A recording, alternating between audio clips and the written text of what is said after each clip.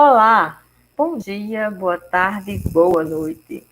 Esse minicurso está acontecendo à tarde, mas muitas pessoas vão assistir o gravado, então isso significa que eu não sei a hora que você vai ver. Sejam todos muito bem-vindos e bem-vindas. Já fizemos uma acolhida, né, antes de começar a gravar. E agora vamos direto ao ponto. Teremos aí encontros, né, para que esse minicurso ele aconteça com sucesso.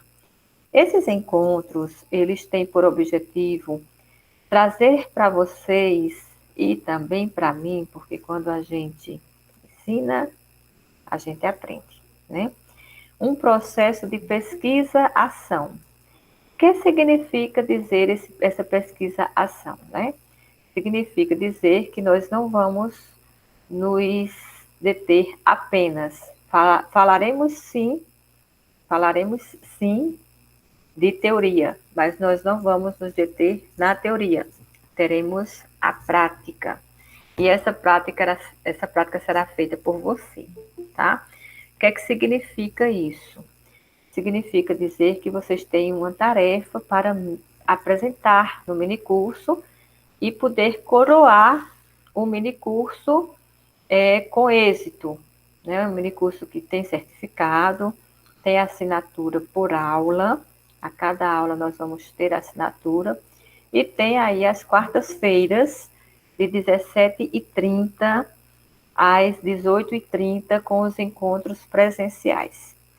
Então, de maneira um pouco, né, aligerada, mas esse documento, a partir de hoje, ele vai ser público para todos vocês.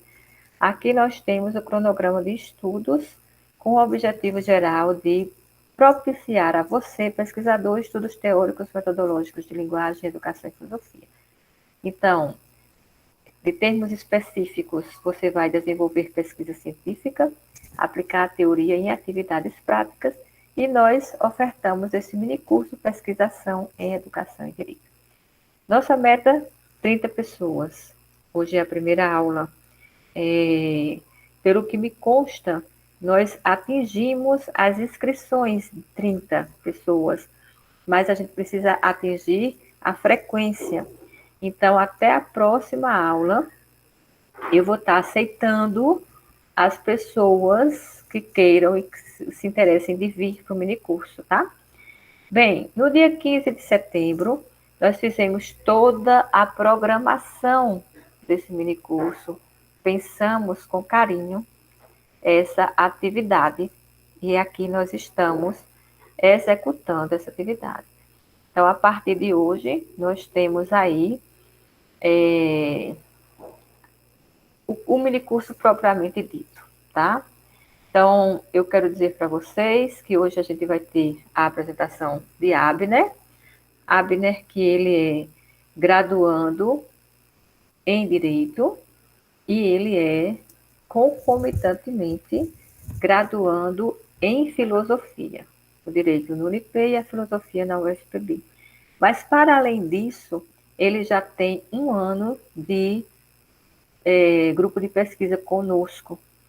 Então, hoje a gente vai trabalhar um texto base, que é o texto História da Educação e das Ideias Pedagógicas no Contexto das Sociedades Antiga e Medieval, com uma leitura pedagógico-jurídica a partir da fala de Abner, tá?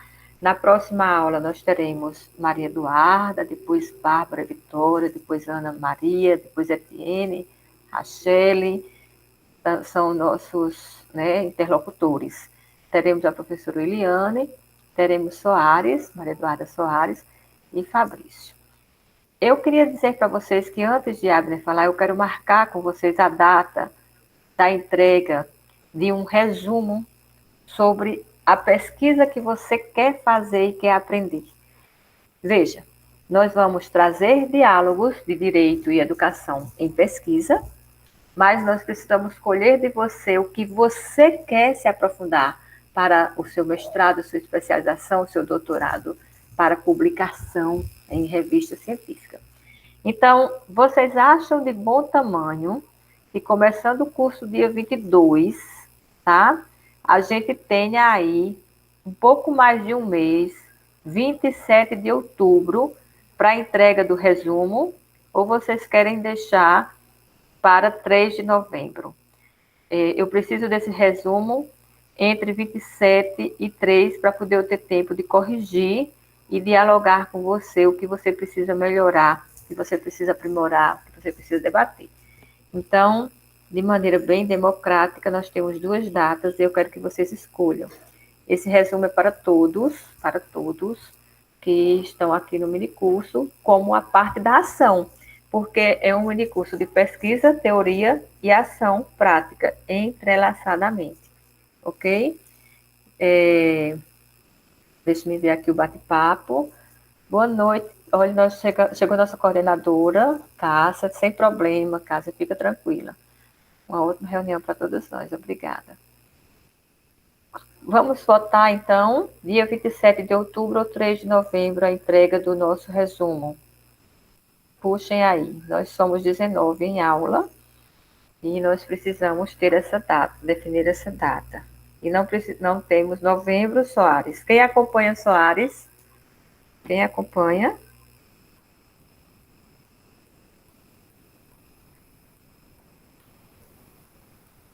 Tá ótimo, dá tempo. Bora lá, votando. Novembro, mais uma pessoa. Vamos lá, gente. Tem que ter um bom número de votantes.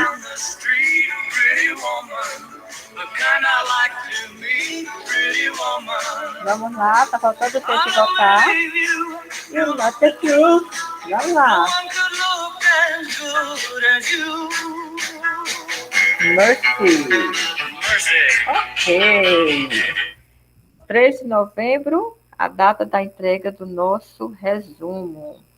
Perfeito. Vocês são demais, gente. Muito obrigada por vocês terem aí me ajudado a resolver esse grande dilema, né? Então, tá aqui entrega do nosso resumo, tá? Não se preocupem que nós vamos falar dessa tarefa com bem cuidado ao longo do tempo e você vai poder assumir esse compromisso sem muita complicação. Será enviado pelo Google Sala de Aula. Então, até lá, a gente vai ter tempo de escrever você no Google Sala de Aula, de você pensar no que vai pesquisar e de você entregar o seu resumo e receber seu certificado, ok? No final da reunião, eu quero que fique comigo, por gentileza. Eu gostaria muito de que ficassem comigo. Natália, Bárbara, Vitória, Oberdan, João Lucas e Ítalo, ok? Muito bem. Bem, agora com a palavra, apresento vocês Abner Vieira. Abner, você tem em média 20 minutos, 25 minutos, para fazer a aula e as explanações teóricas da pesquisa. Boa aula para todos nós. Ok, professora, boa tarde a todos que estão presentes, aos alunos, aos que se inscreveram, né, para o nosso minicurso. Vocês conseguem me ouvir bem? Podem dar um feedback? Então, Sim, perfeito, perfeito. Ok, professora, obrigado. Então, pessoal, como a professora já bem introduziu, eu me chamo Abner, sou aluno do curso de Direito no UNIP e do curso de Filosofia, licenciatura na UFPB. Já estou aqui nesse projeto de pesquisa, né, desse grupo de pesquisa há um ano, né, vou mais um semestre agora, completar um ano e meio já com o pessoal. Tive a experiência no semestre passado de atuar como tutor, né, e agora a professora me cedeu aqui esse espaço para compartilhar um pouco com vocês sobre um dos conteúdos que nós vamos abordar ao longo desse minicurso. Tá? Professora, eu vou tentar compartilhar aqui, tá certo? Minha tela, um slidezinho que eu fiz para colocar aqui. Tá bom. Se você tiver alguma dificuldade, a gente pode lhe ajudar, né, gente? Fiquem à Ok. vontade.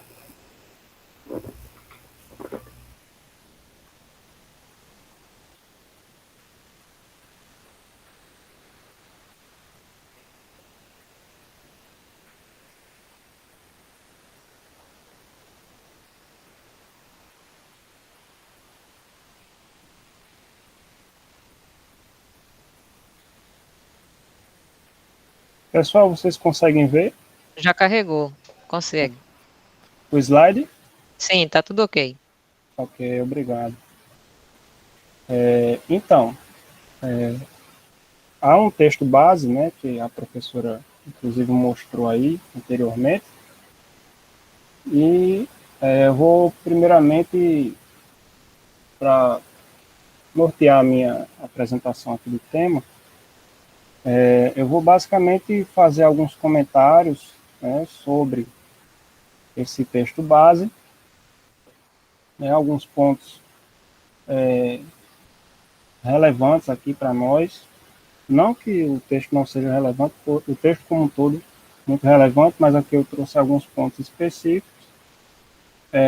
E ao final eu vou tentar fazer um contraste, né, dessa questão histórica da educação e dos métodos pedagógicos, né, de ensino, de aprendizagem, com o que temos hoje na legislação brasileira, especialmente. Tá? Então, o que eu trago aqui na minha apresentação hoje é a história da educação antiga e medieval em relação à extensão do acesso à educação. Vou apresentar a vocês, primeiramente, esses aspectos históricos, desses períodos da Antiguidade Clássica, né, e do período medieval, né, de uma forma bem geral, bem abrangente, para depois fazer um link, né, uma conexão com a questão da educação hoje em dia. Tá? Então vamos lá. Então, primeiramente, a questão da história da educação, né? Por que é relevante para nós esse estudo? Principalmente para os cursos de licenciatura, né, nas universidades, a questão da história da educação ela tem um papel muito importante, porque nós temos a oportunidade de ver as várias metodologias aplicadas ao longo do tempo, né, retendo aquilo que foi, podemos dizer, saudável, né, e buscando sempre uma evolução nesse processo de aprendizagem que talvez nunca se esgote, né, sempre há algo que pode ser melhorado, alguma metodologia. Hoje em dia é interessante, nesse contexto de pandemia, né, professores tendo que desenvolver diversas metodologias de aula, mesmo no virtual, né? Apesar de ser virtual, a metodologia ela não se limita a uma coisa só, né? Eu tive a oportunidade, como aluno, né, enquanto aluno, de ver os professores aplicando as variadas metodologias, não é algo que se esgota tão facilmente. Né? Então, aqui eu trouxe uma citação do Saviani, né, que é o Berneval Saviani, ele é um escritor, né, da área da pedagogia, que ele traz essa reflexão. Né? O presente se enraiza no passado e se projeta no futuro. Portanto, eu não posso compreender radicalmente o presente se não compreender as suas raízes. Implica o estudo de sua gênese. E dentro desse texto base, né, foi desenvolvido, nós vamos ter aí o aporte teórico desses historiadores, desses pensadores, filósofos, enfim. Os quatro que estão aí citados, certo? Marrou, o Mário Manacora, o Franco Gambi, o Demerval Fabiano.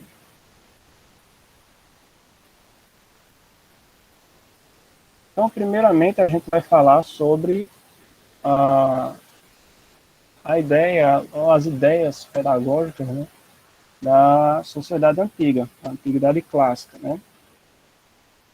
Então, a gente tem uma primeira compreensão geral que diz respeito à ideia de paideia, né?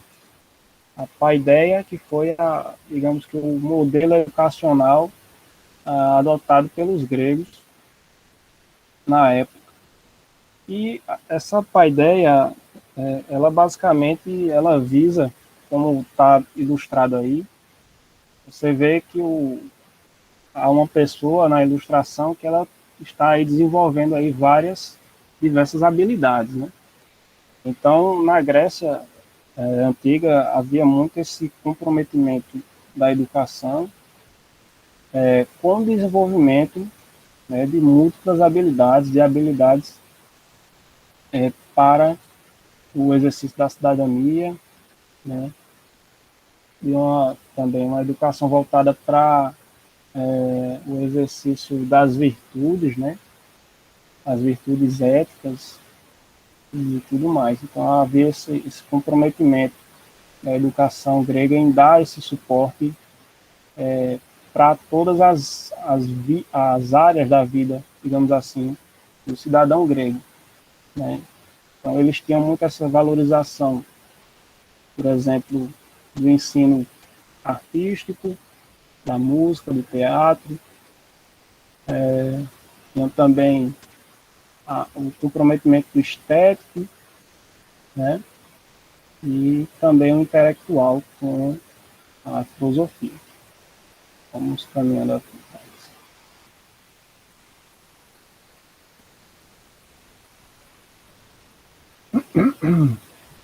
Então, dentro dessas ideias pedagógicas, eu vou trazendo aqui alguns autores da época, autores, pensadores, na verdade, da época, e algumas ideias que eles desenvolveram, capazes de trazer, de certa forma, evidências desse modelo educacional grego, que, assim, embora tenham pensamentos diferentes, a gente consegue ver de uma forma geral que havia um ideal ali meio que comum entre esses pensadores e as propostas educacionais. Então, eu trago primeiramente essas duas abordagens, tá? Pitágoras e Epicuro. O Pitágoras foi, inclusive, o responsável por trazer o termo filosofia, né? Como aquele que ama o saber. E Pitágoras ele tinha uma visão muito peculiar, porque ele entendia que tudo tinha origem a partir do número, no sentido de que toda a natureza era regida por regras, digamos assim, regras de viés principiológicos da matemática, né, guiados por uma proporcionalidade, por uma ordem. Epicuro, de outro lado, ele já tinha uma visão mais empírica, digamos assim, e valorizava esse contato humano com as coisas, a experiência, o valor da experiência em relação à aprendizagem. Tá?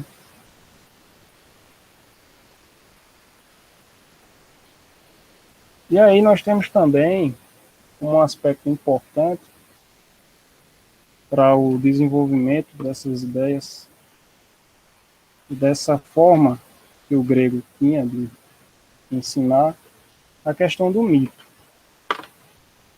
O mito, ele é basicamente uma narrativa, né, e busca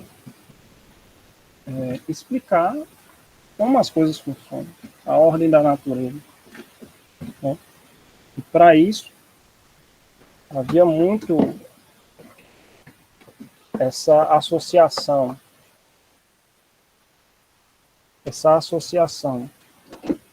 da força da natureza com os deuses, né? E também de alguns aspectos da condição humana, né? A questão, o amor, a justiça, né? Toda essa questão mais humana é a questão da natureza também, o fogo, a água, a terra, a tudo se atribuía em Deus. E apesar de ter essa representatividade meio que ligada a uma, digamos assim, eu não queria usar esse termo, mas a uma questão talvez um pouco religiosa, a uma crença, né? Apesar disso, o mito ele já em si possuía um certo caráter filosófico, no sentido de quê? De buscar uma explicação para o mundo, né? A filosofia ela nasce disso, ela nasce através da busca por uma explicação do mundo, né, e das relações humanas, daquilo que se extrai da vida. E aí, com a passagem após o mito, né, vai ter uma, uma evolução, uma evolução de pensadores que vão ali sucedendo uns aos outros. Surge então a filosofia. A filosofia ela surge como uma proposta de explicação do mundo de uma forma racional, né, de uma forma de saber conduzir a razão, né, saber conduzir a razão ao conhecimento do mundo, né, tanto dos aspectos naturais como também dos aspectos sociais, né?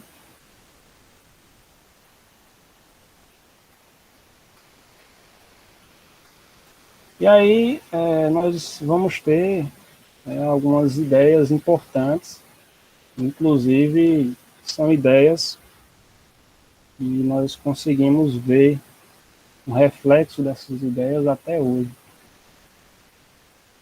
Então a gente tem algumas ideias aí pedagógicas de Sócrates e Platão.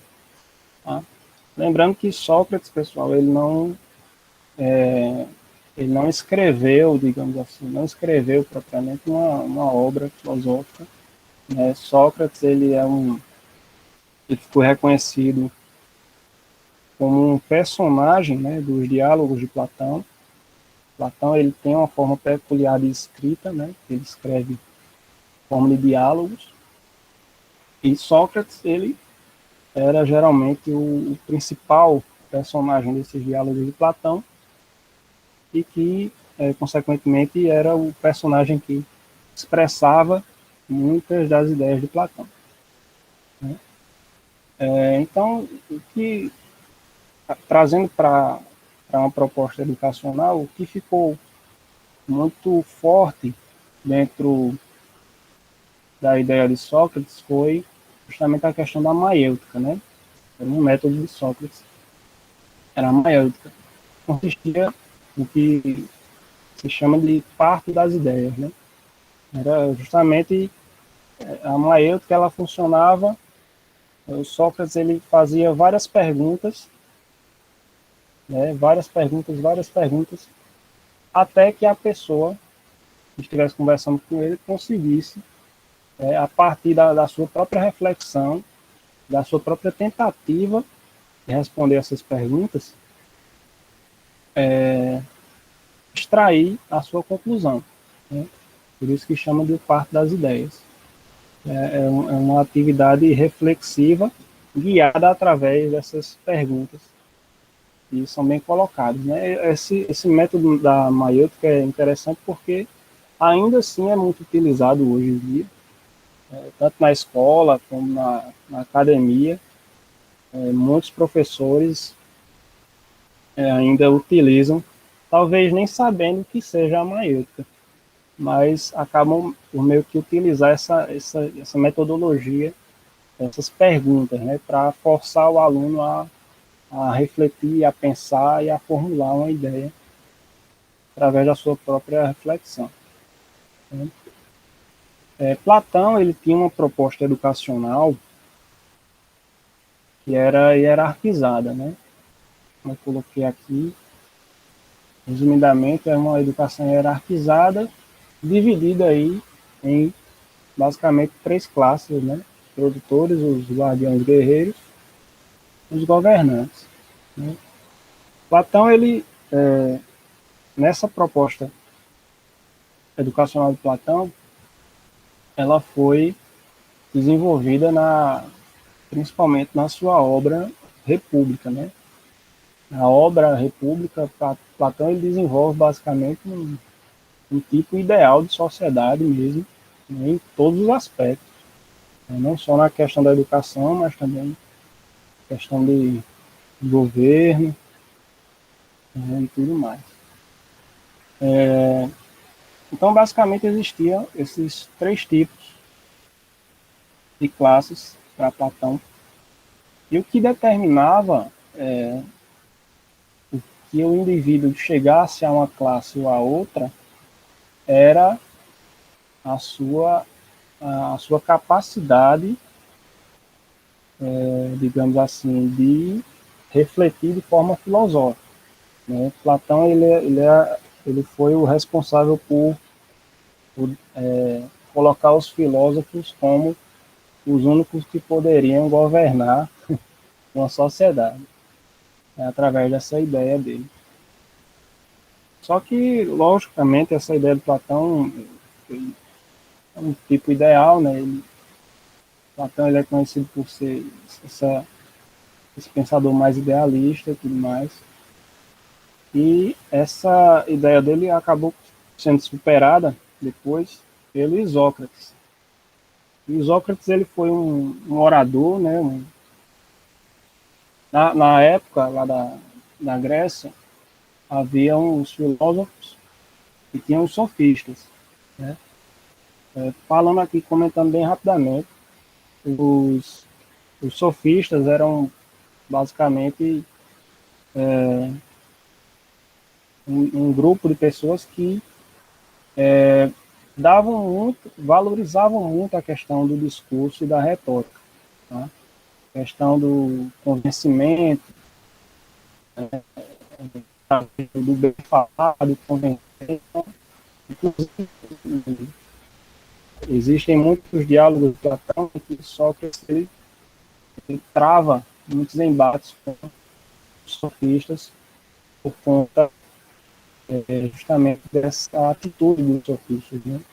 Levar tudo para o campo da linguagem, uma vez que Sócrates acreditava em verdade absoluta e tudo mais, os sofistas sempre iam, através da argumentação, uma ideia mais relativizada dos valores. Então, havia essa retórica, oratória, discursiva, dos Sócrates. É importante para a sociedade para quê?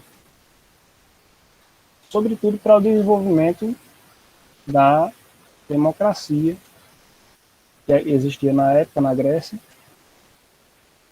e para esses debates, né, entre os cidadãos gregos com a finalidade de atingir um bem comum, a polis. Então, houve muito esse desenvolvimento dessa retórica com essa finalidade de promover esse discurso entre os cidadãos gregos para uma melhor, digamos assim, uma melhor gestão da polis grega. Tá? Vou continuar aqui.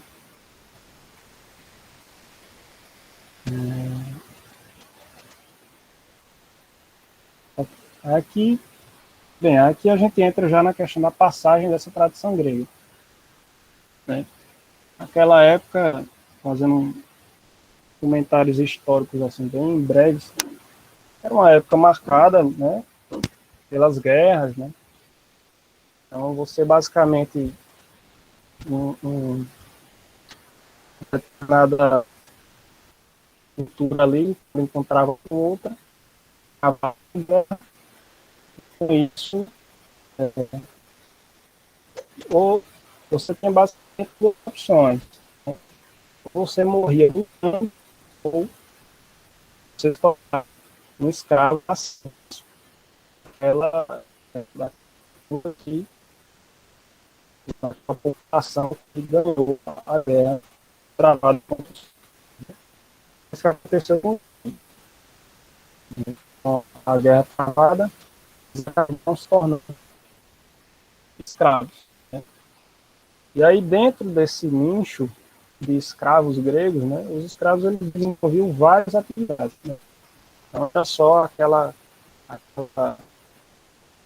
uma clássica de escravo na agricultura, não era só aquilo. Os gregos, enquanto escravos, eles desenvolveram atividades até mesmo como professores. Né? Então, eles trabalhavam nesse ensino das crianças, das famílias romanas e tudo mais. Então, esses valores dos gregos acabaram sendo repassados através desse ensino às famílias romanas. Né? E aí, depois, nós temos o declínio, né, ali da Antiguidade Clássica, por vários fatores, e com eles acabar tendo a questão do equipamento das obras clássicas, né, obras de Aristóteles, de Platão e de tantos outros filósofos foram que ficando inacessíveis às pessoas, né? Obras que foram escritas, lógico, na língua grega. E aí um outro problema é que o latim é um pouco como a língua oficial. Então você tem um contexto social que as pessoas elas estão passando a falar, a usar o latim, né, como oficial. Portanto, não tem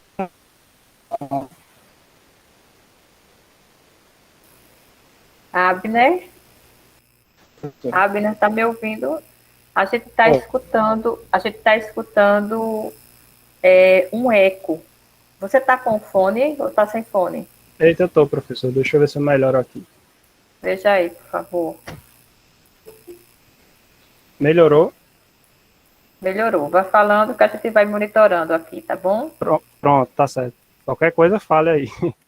Pode Tá. interromper. Deixa eu avisar a todos que chegaram algumas pessoas atrasadas. Nós pedimos desculpas por conta do link, que teve um erro no envio, mas daqui a pouco a gente retoma com as questões mais gerais. Vamos só concluir a parte mais teórica do minicurso. Ok, então, continuando, pessoal.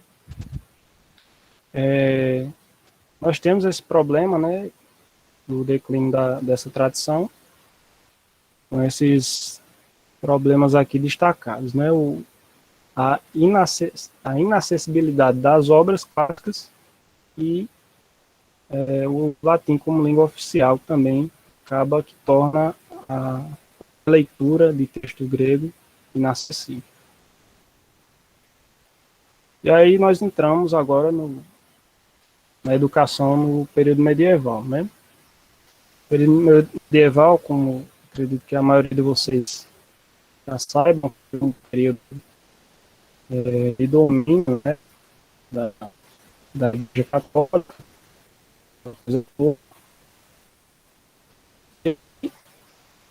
Dentro desse período, o acesso dessas obras clássicas elas ficaram muito restritas, né, ao clero apenas da igreja, né, aos, digamos assim, aos que tinham a patente mais alta dentro da igreja, né, porque havia-se muito um receio de que o contato com essas obras interferisse nas questões da fé e tudo mais. Então, nesse período, ele é marcado por esse acesso restrito das obras clássicas e também por uma interpretação cristã dos textos filosóficos, né? E aí nós vamos ter aí o desenvolvimento de duas grandes vertentes metodológicas de ensino também, e ideias de ensino, que são a patrística e a escolástica. A patrística, esse termo patrística, né, ele faz referência ao ensino que era dado, né, pelos padres, né? É um período que é marcado por esses padres que foram os responsáveis por desenvolver todas as obras, né, intelectuais da época. Aí, dentre eles, o que se destacou foi o Santo Agostinho, né? Nesse período, a metodologia adotada buscava utilizar a filosofia a serviço da teologia. Então, por exemplo, com Agostinho ele é conhecido por ter dado uma interpretação platônica da Bíblia, né? Ou seja, havia esse comprometimento na defesa da fé a partir da filosofia, ou melhor, utilizando a filosofia para fundamentar os argumentos relativos à fé. Por isso que aqui nesse período é marcado por ter a filosofia a serviço da teologia. Na escolástica, né, nós vamos ter, enquanto os representantes de Aquino,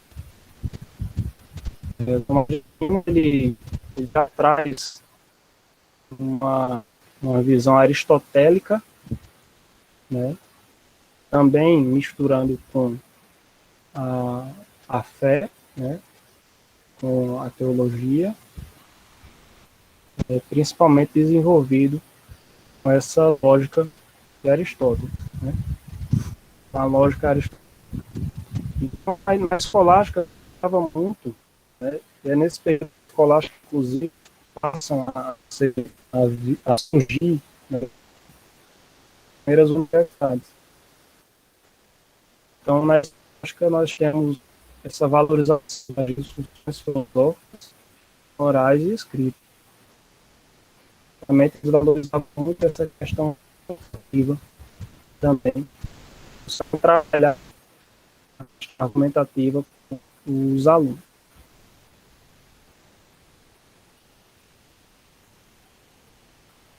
Então, dito isso, né, nós vimos aí esses aspectos mais gerais da educação na antiguidade e no período medieval.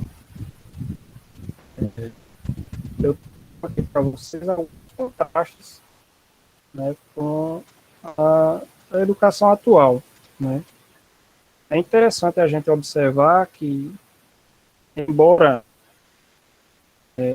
muitas das pedagógicas, digamos assim, superadas, né? Não sei bem dizer superadas, porque muitas coisas que ainda se encontram presentes. Por exemplo, a questão da maêutica, como eu falei, nós ainda vemos hoje em dia. O propósito da educação na Grécia é algo meio que se reflete um pouco hoje em dia nas metodologias abordadas aqui que nós temos, porque o propósito do grego era formar o cidadão, né? Era formar, através da educação, formar uma pessoa capaz de desenvolver várias atividades da vida, né, nas suas várias competências. Também essa preocupação com a argumentação, falar bem e falar bem, né, que é algo que nós vemos presente também. E aqui, até, a gente já vê um primeiro contraste aqui interessante com a própria legislação. né, na nossa Constituição Federal, né, a partir do artigo 205, nós vamos ter todas, digamos assim, todas as previsões constitucionais relativas à educação, né, e o artigo 205 é o primeiro artigo que trata isso, que trata esse, digamos, esse viés principiológico principal da educação nacional, né, que está expresso nesses termos aí. A educação, todos os deveres do Estado e da família, será promovida e incentivada com a colaboração da sociedade, visando ao pleno desenvolvimento da pessoa, seu preparo para o exercício da cidadania, sua qualificação para o trabalho. E aqui um ponto que é importante falar é a questão do acesso à educação. Antigamente, né, nas sociedades que eu acabei de trazer aqui, nós tínhamos um acesso muito limitado. Muito limitado. Na Grécia, nem todos podiam exercer a cidadania, né? Havia um grupo muito restrito, né? Inclusive a democracia, a própria democracia grega era exercida por um grupo muito específico de pessoas. No medievo nós temos esse domínio da igreja, inclusive um domínio intelectual da igreja, porque não dava acesso às pessoas mais, digamos assim, as pessoas que não faziam parte daquele grupo do clero, não tinham nenhum acesso aos textos de Aristóteles, de Platão, por exemplo. Então, havia muito esse cerceamento da oportunidade de poder se desenvolver e de ter uma educação, o que passa a mudar com o decorrer do tempo, né? Então, nós, enquanto sociedade, nós vamos evoluindo e hoje nós temos, inclusive, essas garantias de acesso expressas em lei, né? No caso aqui do Brasil, já garantias expressas na Constituição, né? No artigo 205 e os artigos seguintes. Temos também uma lei que é muito importante, que é a lei que estabelece as diretrizes e bases da educação nacional. Eu vou tentar abrir rapidinho aqui a lei, para a gente ver os primeiros artigos. Vocês conseguem ver aqui a lei? Sim, sim. Ótimo. Então aqui nós temos aqui a Lei 9.394, de 1996, né? Traz as diretrizes e bases da educação nacional. Tá? Então aqui ele reforça aqui no artigo 2º, por exemplo, ele reforça o que o artigo 205 da Constituição já estava trazendo. A educação, dever da família e do Estado, né, inspirada nos princípios de liberdade, nos ideais de solidariedade humana, e por finalidade o pleno desenvolvimento do educando, o preparo para o exercício da cidadania e sua qualificação para o trabalho. Aqui também, no artigo 1º, ele traz uma questão interessante. A educação abrange os processos formativos que se desenvolvem na vida familiar, na convivência humana, no trabalho, nas instituições de ensino e pesquisa, nos movimentos sociais e organizações da sociedade civil e nas manifestações culturais. Então, nós vemos também aqui um certo reflexo daquela ideia grega de educação no que diz respeito ao conteúdo dessa educação, qual a finalidade dessa educação. Então, em lei, o nosso país ele se compromete em dar uma educação formativa ao ser humano para não só o desenvolvimento de uma profissão X ou Y, mas para o seu próprio desenvolvimento enquanto ser humano e o exercício da sua cidadania, né, o seu envolvimento com o meio social de uma forma ética de uma forma respeitosa e entendendo todo esse sistema, né, que temos em relação aos princípios que nós temos defendido enquanto sociedade. Tá? Então, pessoal, é isso.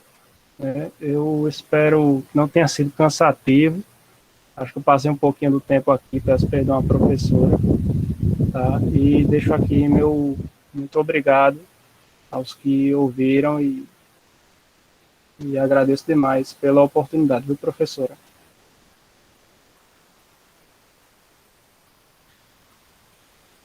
Ok, parabéns à Abner, né? A todos vocês que estão aqui conosco, aqueles que chegaram um pouco depois.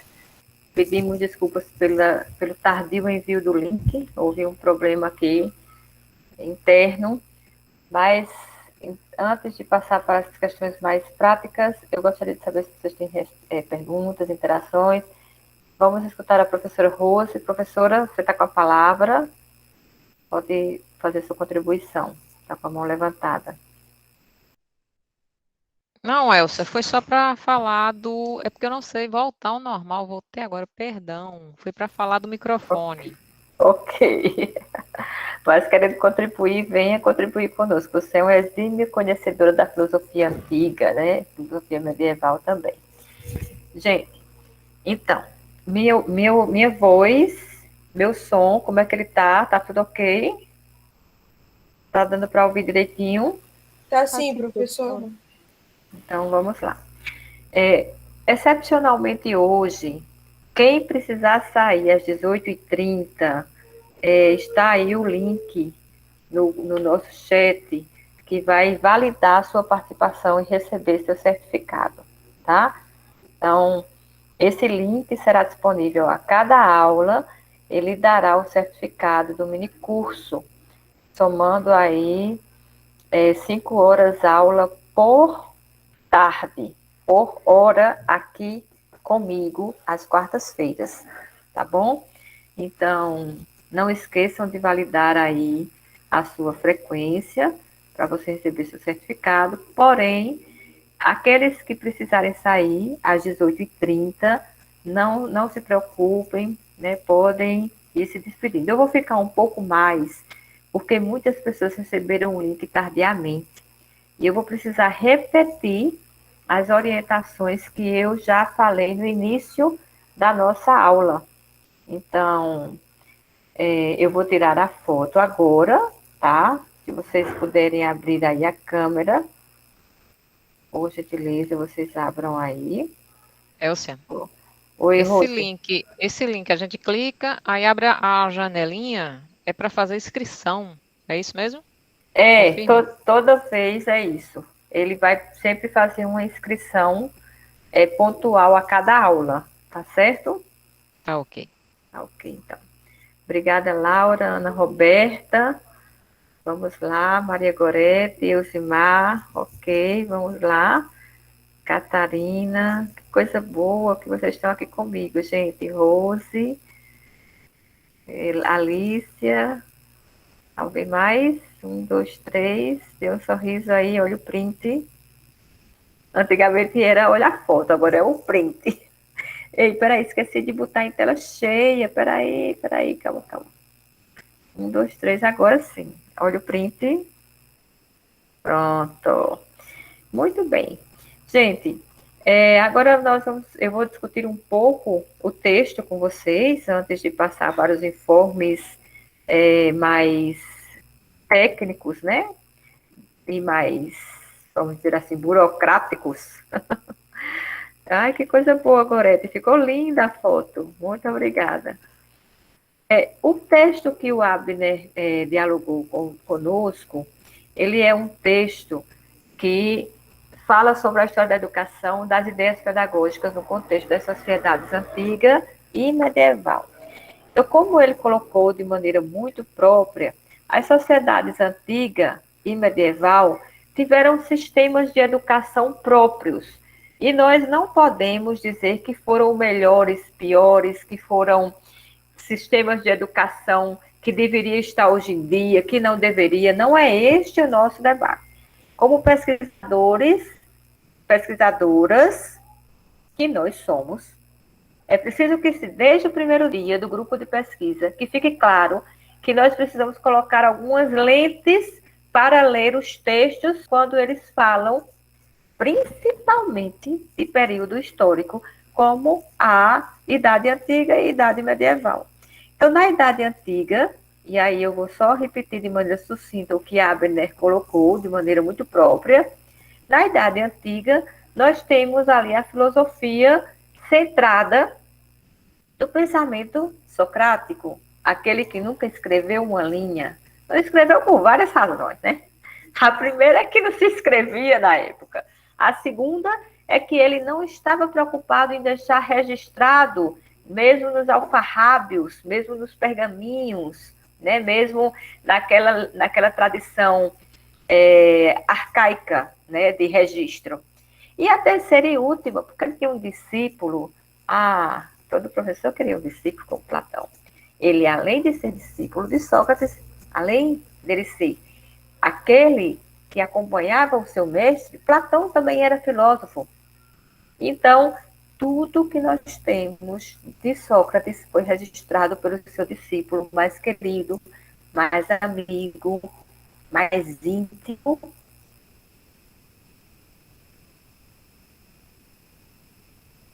Platão. Platão também teve uma sorte de ter discípulos, tá? Enquanto a relação de Sócrates com os dias, né, esse nome de pedagogos em grego, foi uma relação bem íntima e conservando ali a ideia do mestre para depois ter a ideia própria, que foi o que aconteceu com Platão. Primeiro, ele trouxe a ideia do mestre para seus textos. Ele nos ensinou o que é maiêutica socrática. Ele nos ensinou o que é o pensamento de parir ideias dentro dessa maiêutica. A ironia. A ironia, né, Vitória? A ironia socrática, que era esse o estilo de trabalho. Então, se por acaso Vitória, na época de Platão, entrasse como ela entrou aqui hoje, lá ela ia ser recebida de maneira muito irônica, de maneira muito distante. Aqui nós estamos juntas, nós somos parceiras, né, Vitória? Então, aquele era aquele estilo, tá? E Sócrates, ele nos legou, além da maiêutica socrática e da ironia, ele nos legou o amor à filosofia, né? Tanto que Pitágoras, ele pariu o nome da filosofia, né? Porque lá estava a ideia de que nós somos amantes do saber. Amantes no sentido do NDO, no amando o saber. Como lá era uma língua diferente, a língua grega, nós podemos dizer este nome amante, no sentido de amar o saber, a sabedoria, de buscar o conhecimento. Então, todos vocês sejam muito bem-vindos, muito bem-vindas. O nosso minicurso começa às 17h30, termina às 18h30. Hoje, excepcionalmente, nós vamos ficar mais 10 minutos. E nessa interlocução com a Abner, que fez a primeira exposição, muito bem, Vitória. Conhece-te a ti mesmo. Que você sabe, né, Vitória? Isso estava no oráculo de Delfos. Isso não é propriamente de Platão, né? É do oráculo. O oráculo de Delfos, que era visitado por muitos gregos. E foi lá onde Sócrates escutou e viu essa frase e começou ali a sedimentá-la e a trazer para a ágora grega. Além dessas discussões socráticas, nós escutamos também Abner, se referia a Platão. Platão teve sua própria teoria, né? Ele criou a teoria das ideias. A partir de tudo que ele bebeu na fonte socrática, ele disse, existem dois mundos. Certo, Laurinha? Tranquilo, vai ficar gravado se você quiser ver o finalzinho. Então, diante dessa composição, né, do pensamento platônico, que é a teoria das ideias, nós temos a República, onde lá no livro 7 está um livro que nós vamos debater aqui no minicurso, está a Alegoria da Caverna. E por que a gente traz a filosofia antiga? Porque nós precisamos voltar aos clássicos, certo, Soares? Nos encontraremos na próxima semana. Muito bem, precisamos voltar aos clássicos.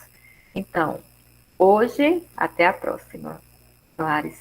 Então, hoje a gente falou um pouco da filosofia antiga e também falou um pouco da filosofia medieval. E na filosofia medieval, o contexto já mudava, né? A situação pedagógica já mudava. Ali nós tínhamos a concepção dos monastérios, nós tínhamos a concepção da educação que era iluminada. E era iluminada por quê? Porque tinha um mestre que sabia de tudo, era enciclopédico. Mas esse mestre não era qualquer mestre. Ele deveria estar ali no âmbito, né, daquela iluminação divina. É outro contexto. E a gente está aprendendo esses contextos para depois ver como é que está a nossa educação hoje. E esse minicurso é para mexer com você. Qual é, então, na sua concepção, o que você aprendeu da filosofia antiga e medieval, a sua opinião em relação a isso? O que você pensa? Você acha que isso é algo que a gente deveria jogar mesmo na lata do lixo, coisa que está lá no século V a.C., que está lá no medievo, século XIII, XV, sei lá, na Idade Média? O que a gente faz com esse conhecimento? Isso é assunto para a próxima aula. Jogue não, né, Vitória? Muito bem. Muito bonito, professora, para jogar no lixo. Não é? Não, eu sou super Professora, suspeita.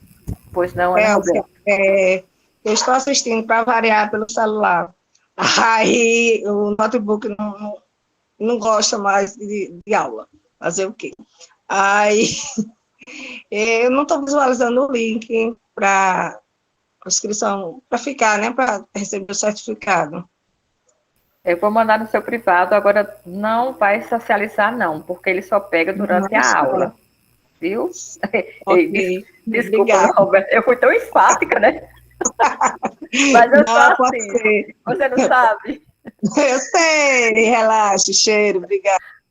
Então, gente, quem precisar desse link, eu posso mandar, tá certo? Não tem nenhum problema. É um link que começa com atenção.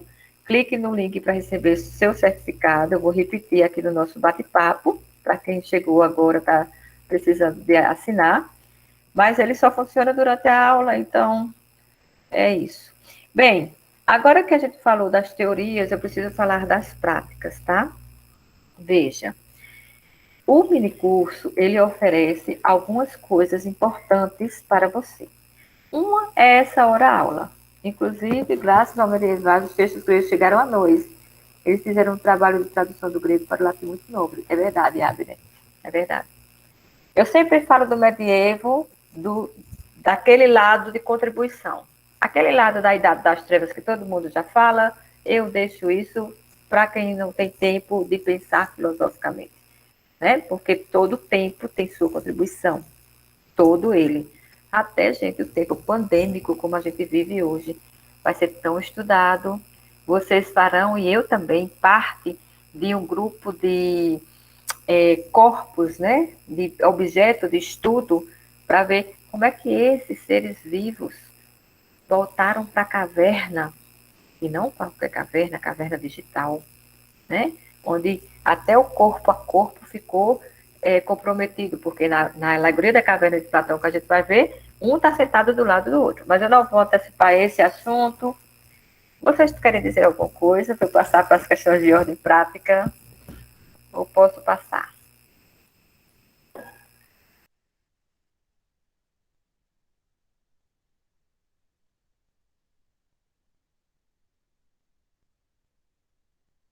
Então, como nós não temos dúvidas, eu vou passar para as questões de ordem prática, nesses minutos finais. Obrigada, obrigada. Tudo tranquilo, né? Ótimo. Eu vou repetir de maneira super, hiper resumida. Esse link está gravado, então quem quiser ver o detalhe por detalhe, pede aí o link que eu mando da gravação. Gente, o minicurso ele vai ter 10 sessões, 10 aulas. Todas as quartas-feiras, 18h30, 17h30, 18h30, pontualmente. Hoje a gente está passando porque Mil perdões, mil perdões, mil perdões. Tivemos um delay aí na entrega do link para as pessoas que estavam apenas por e-mail, né? Veja, com essas 10 sessões, nós vamos ter aí pesquisa teórica e ação, e você trabalhando a sua pesquisa pontual. Então, aqui não é necessário só você beber na fonte. Aqui é fundamental que você beba na fonte. Boa noite, Vinícius. Meu Deus, Vinícius. O link de validar a frequência. Gente, esse link que eu coloquei agora é do WhatsApp, para quem quiser entrar no grupo do WhatsApp, tá? Nosso grupo. O link que você viu, não acredito que esse link já expirou. Vou colocar de novo aqui, para ver se você consegue.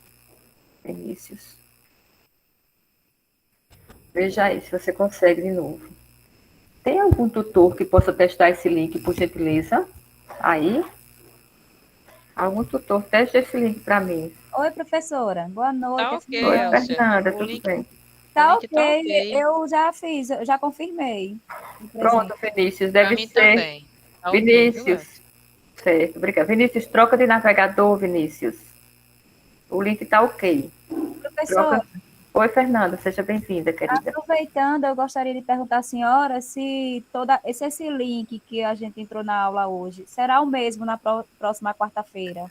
Será o mesmo. Será o mesmo. Certo, obrigada. E nada, eu vou colocar na descrição do vídeo, do grupo do WhatsApp, esse link. Tá, gente? 10 sessões, aula teórica e prática. Algumas terá professores, outras terá tutores. Teremos sempre eu e alguém. Em algumas aulas eu vou falar mais, outras eu vou falar menos. Abner pediu desculpas porque ele demorou no tempo, mas a culpa não foi sua, Abner. Eu também demorei no introito e o seu texto era muito longo, né? Então tá tranquilo. Bem, todos vocês que tiverem dúvidas, vocês podem me procurar no privado. Eu estou sempre disponível pelo WhatsApp. Também pode mandar e-mail, se vocês quiserem, tá? E nós vamos aceitar pessoas novas até a próxima aula. Depois da segunda aula, não entra mais ninguém. Lógico que sair eu não tenho mais como controlar. Mas depois da próxima aula não entra mais ninguém. Alunos que são do 10º período do curso do Unipei receberão uma mentoria gratuita com a professora Iliane, e essa mentoria é para fazer o TCC, é focado na sua pesquisa. Então, você vai ter alguém que vai estar lendo o texto com você, que vai estar lhe dizendo o que você escreveu, porque, no meu caso, professora de metodologia, eu não posso fazer esse acompanhamento de escritura, eu faço o acompanhamento de normas técnicas. Bem, 10 aulas, certificado, assessoria para a escrita do resumo, alunos P10, inclusive do certificado, tem a mentoria, e nós temos aí também um acompanhamento que é dado a todo tempo, a qualquer hora, quando vocês precisam pelo WhatsApp, podem contar comigo. Deu certo, Vinícius? Perfeito, perfeito. Muito obrigada por vocês terem vindo. E eu vou parar a gravação dizendo: vamos lá, o minicurso começou. Sejam muito bem-vindos.